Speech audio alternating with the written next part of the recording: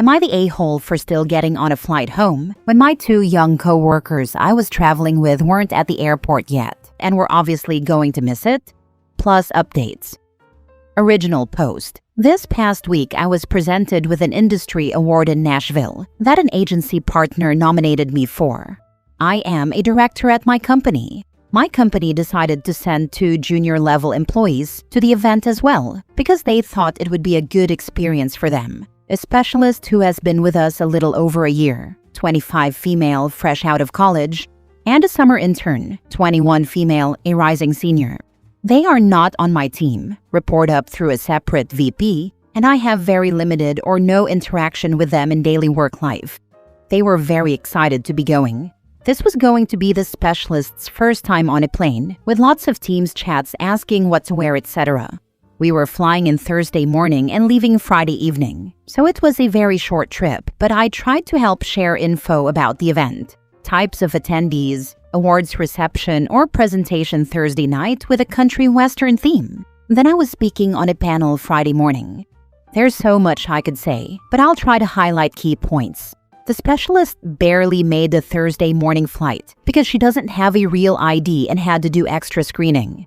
She had no idea what a real ID was or the basic rules of flying, liquid restrictions, etc.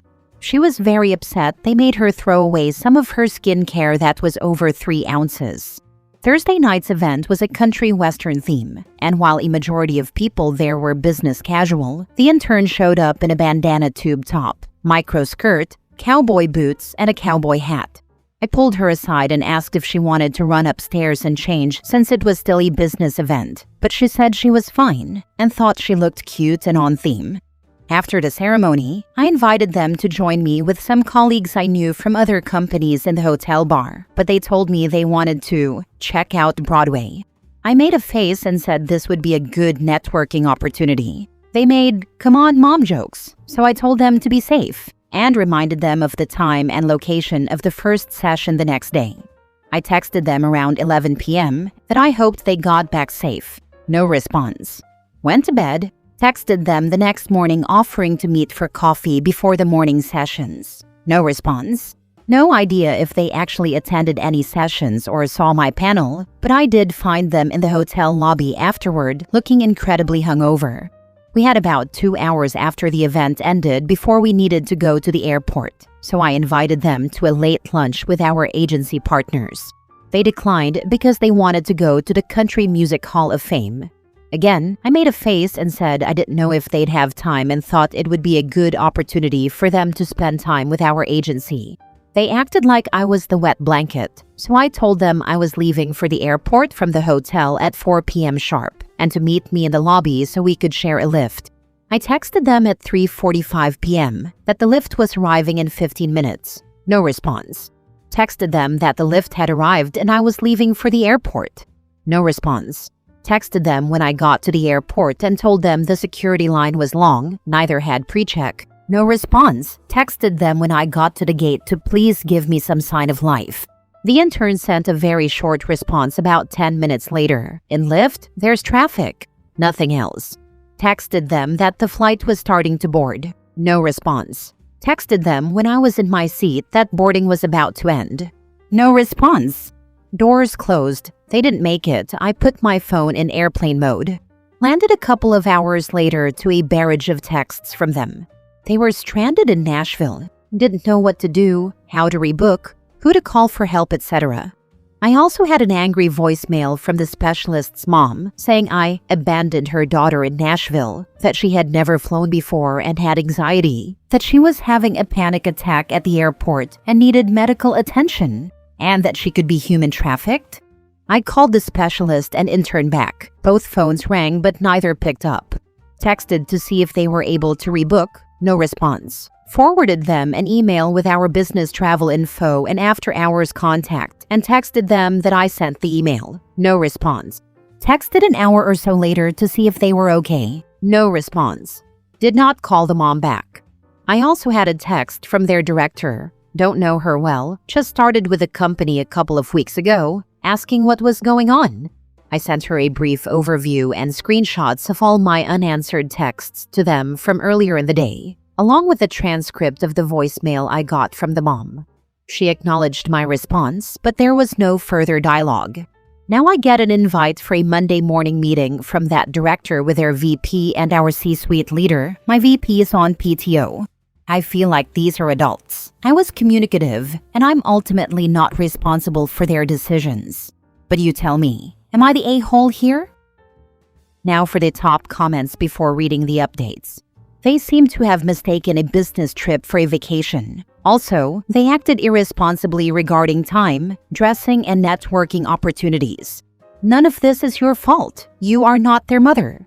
You treated them like the adults they are. The fact that they didn't act like adults is not on you, not the a-hole. After their behavior on this trip, I'll be surprised if they ever get a chance to go on another company-funded trip, let alone still have a job. And it's not like OP didn't do her duty in that she tried to communicate their obligations. But if she's being ignored at every turn, I can see where the company would see sending them anywhere else as a waste of company resources. Did they do anything work-related? I'd sack them. When we arrived on Thursday, they did attend the opening keynote speaker and a couple of breakout sessions. It just started to go downhill at the award ceremony reception. I think that OP went incredibly above and beyond here, considering that it was a work event she was receiving an award at, so to have these junior idiots causing any type of fuss was really an unnecessary hassle for her, when it should have been a personal celebration. Okay, thank you so much for saying this, because I took it out of my main post since it was so long already, but I made a short acceptance speech after getting the award. I worked really hard on it and practiced a lot. It was only about 90 seconds, but I asked the specialist and intern to film it for me because I wanted to share it with my team members who helped me with it. I left my phone with them and everything, but they forgot, and that kind of upset me. It's obviously not the end of the world, but like, come on. So they even failed at the only job you gave them with explicit instructions: film my speech, official speech at official event. Definitely worth including in your bullet points. Now for the first update. Here's my update after my meeting this morning. If there is a better place or way to post it that won't get me in Reddit jail, let me know. Meeting over. Chief Marketing Officer didn't join. It was the other VP and director, plus the internship coordinator who is in HR. The VP asked all the questions. It was over Teams, on camera, recorded, and almost comically formal, like I was being deposed or something. During the meeting, I was asked to recap what happened, starting from when we arrived. I was prepared and had all my key points. I kept it factual about my actions, with no speculation on their actions. I shared my phone screen live, went through the text messages with timestamps, and played the voicemail from the specialist's mom. I was asked if I had requested or encouraged the specialist to put any expenses on her purchasing card. This question took me by surprise. I said I didn't even ask or consider that she had a P card. And besides the lift from the airport to the hotel, which I scheduled and paid for, I was never outside the hotel or official conference activities with either the specialist or intern that would have required any sort of payment. I did say I would consider it to be her line manager's responsibility to make sure she understood our travel and expense policies prior to traveling. I was asked if at any point I had reached out to anyone at the office about anything that was transpiring. I said no, I certainly intended to when I returned, but we are talking about everything that happened within a roughly 32-hour window, all while I was trying to focus on what I was sent there to do: participate as a panel member at the conference, attend other presentations, take advantage of face-to-face time with our agency, and accept my award. I said I felt it was reasonable to believe any other attendees would have expectations for participation and outcomes set by their leadership team, especially when coming from another department where I wouldn't be knowledgeable about their goals and objectives. Similarly, if there were different expectations of me based on other company attendees, I would expect that to be clearly communicated in advance. I was not asked if I thought the intern and/or specialist should receive any sort of reprimand, and I didn't feel comfortable trying to interject something like that based on the flow of conversation. I'm under the impression that they're meeting with the specialist and intern separately, but my meeting was first. After the meeting, I debriefed with a trusted colleague who shared the following from Friday water cooler chats. I definitely offended the intern by pulling her aside about her outfit. She posted it to Snapchat with a caption about it, and some other interns and employees saw it. I'm dying to know what exactly it said, but my coworker said everyone who did see it agreed it was inappropriate for a work event. Allegedly, the specialist's mom had once called the previous director, who left, and the director in the meeting today replaced him, about the specialist's working hours. It is known that several months ago, the specialist was pulled off a high-profile project team. Apparently, when she was asked to put in some evening and weekend hours to meet a deadline, her mom called the director and complained. I don't know if I believe this to be true, but the mom stepping in could be a pattern. What I'm hoping helps validate my testimony is that separately on Friday, one of my agency partners I was with emailed my CMO about a conversation we had after the ceremony on Thursday evening with some ideas he had. Typical agency salesy stuff, but he also unknowingly corroborated my alibi on Thursday night. So, that's where we're at. Last night, I had convinced myself this all would result in me receiving a big apology or acknowledgement of wrongdoing, and that I shouldn't have had to deal with this, etc. But I didn't, which makes me feel this is still a bit unresolved. I did send all my notes to my VP on Sunday, but his PTO is medical related and I know he's not able to really check in, so I'm just keeping my head down until I hear anything else. Second update. This will be my final update. It's probably not going to be as juicy as you want it to be, but hopefully it provides some level of closure to this whole thing. This post will still be long because I generally have a problem with brevity, and I have big feelings about this whole experience. Here are the things I want to say. I bolded the topics so you can choose what interests you. Was I actually doxxed? Yes. While I received many incorrect guesses at my true identity, there were a couple that were correct. And holy crap, is that scary. I don't know what compels a person to go to such lengths to try and figure out who a random internet poster is, but maybe don't spend your time doing that. Unless it's someone threatening to shoot up a school or bomb a concert venue, of course, take those despicable monsters all the way down. But I'm just an elder millennial trying to navigate imposter syndrome in corporate America, pay my bills, and generally be a good person. So one day I can hopefully retire and rescue a borderline concerning number of geriatric Pomeranians. Very unworthy of your CIA caliber sleuthing. Please, make friendship bracelets or try diamond painting as a relaxing hobby instead. Or join the actual CIA and take down would-be school shooters and concert venue bombers. Has anyone from my job seen my post? Yes, in some form. More than one person, in fact. Perhaps naively, this was something I never even considered would happen. It's Reddit, it's anonymous, and everything is cycled through in about 24 hours, right? But as soon as the reaction videos started coming across my For You page, a People magazine, web article, and all the other ways, this thing took on a life of its own.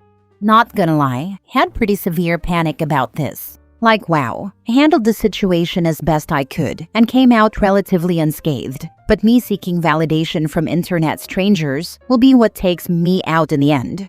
So far, I have not been reprimanded over it, but I accept whatever comes of it. Not my most professional move to air out others, not most professional moves on the internet, and I will seek a healthier outlet in the future. Maybe I'll make friendship bracelets or try diamond painting. Will specialist and/or intern be fired? To my knowledge, they are both still employed, although today is the official last day for the entire summer intern cohort. I know how I would handle one of my team members if they did this, but I trust they would never, ever, ever, because they're sensible and smart and amazing, and probably reading this. But for these two, it's not up to me to decide. And while I take full accountability for bringing all gestures widely this on myself, I'm at a point where I would very much like to be excluded from this narrative within my actual place of work. In conclusion, for everyone who commented and sent such nice, supportive messages, thank you, sincerely. I did get some good advice, and I'm glad I could help you temporarily escape into someone else's work drama, provide HR training material for new employees on travel policies, Or maybe validate that whatever you did on your first work trip that creeps into your brain when you're trying to fall asleep at night wasn't actually that bad. I took the rest of the week off, which may seem like an overreaction, but sometimes weird stuff impacts you in ways you aren't prepared for. I'm going to use the time to rest, do a bit of reflection, and look at pictures of geriatric Pomeranians. I think I'm roughly the same age as OP, and I have been really taken aback by the number of people I've worked with who totally lack basic business etiquette. Yes, some things come with time, but others are just common sense, like a business trip is work, and should be treated with a similar attitude. Sounds like OP did the best possible thing to cover her butt, her job. I am a millennial too, was in my early 20s on my first business trip, and I was so afraid to do something wrong. I felt bad for going on a walk in the evening after every event was over LOL. And on my second trip, I was too afraid to use my company credit card to purchase some beer, while every other person was drinking wine and cocktails at an after-hours event. On my third trip, the boss himself spent a good amount on booze and encouraged us to do it too, so no policy against it. I guess to this day, I'm one of the most well-behaved, cheapest employees my company ever sends on trips. I can't wrap my head around people misbehaving on company time when you're your company's representative. Last story. Am I the a-hole for refusing to swap dorms just because my roommate's boyfriend doesn't like me? I share a dorm with another girl, 18 female, and at first, things were fine. We weren't close, but we got along, splitting chores, watching a movie now and then. Then her boyfriend started coming over. At first, it was once or twice a week, which I didn't mind, but it quickly became every single day. He's here when I wake up, when I get back from class, and sometimes still here when I'm going to bed. He doesn't pay rent, doesn't help with anything, and clearly doesn't like me. I think it's because I don't flirt with him like some other girls do. He's made comments right in front of me like, "She's so uptight," or "I bet you've never had a boyfriend." Last week, my roommate told me he feels uncomfortable around me and asked if I could switch dorms so they could have more privacy. I said no, I pay rent just like she does, and I'm not moving because her boyfriend doesn't like me. She accused me of ruining her relationship, and now some mutual friends say I should move because they're in love. Since then, they've been whispering and laughing when I'm around, and I'll come back to find my stuff moved so they can take over the couch or table. I've been avoiding the dorm, but it's not right that I feel pushed out of my own home. I don't think it's fair for me to leave when I haven't done anything wrong. Am I the a-hole? Too bad, so sad. If the roommate cares that much about boy toy's comfort, she can leave. Honestly, that's how I feel too. If she's that worried about his comfort, maybe she should be the one packing. I'm not giving up my space just to make her boyfriend feel more at home than I do. Please find and speak to your RA. They can help you practice having a civil conversation with your roommate to resolve it among yourselves. If it ends up escalating, your RA already has an idea of what is going on to possibly mediate. Your roommate has the problem. If anyone is moving, she should move. But I'm guessing she thinks she will get a dorm room to herself. It won't happen. She will probably get a roommate like myself that barred my roommate's boyfriend from even coming to our room because he made me uncomfortable. Her boyfriend is firmly in the making you uncomfortable stage. Not the a-hole. You don't have to move. Screw them. And your roommate may be violating rules by having the boyfriend over all the time. Yep, I've actually started wondering if she's even allowed to have him over this much. It's gotten to the point where it feels like I have two roommates, and I never agreed to that. Not moving. They can deal. Talk to your RA or go higher up. He sounds like a creep.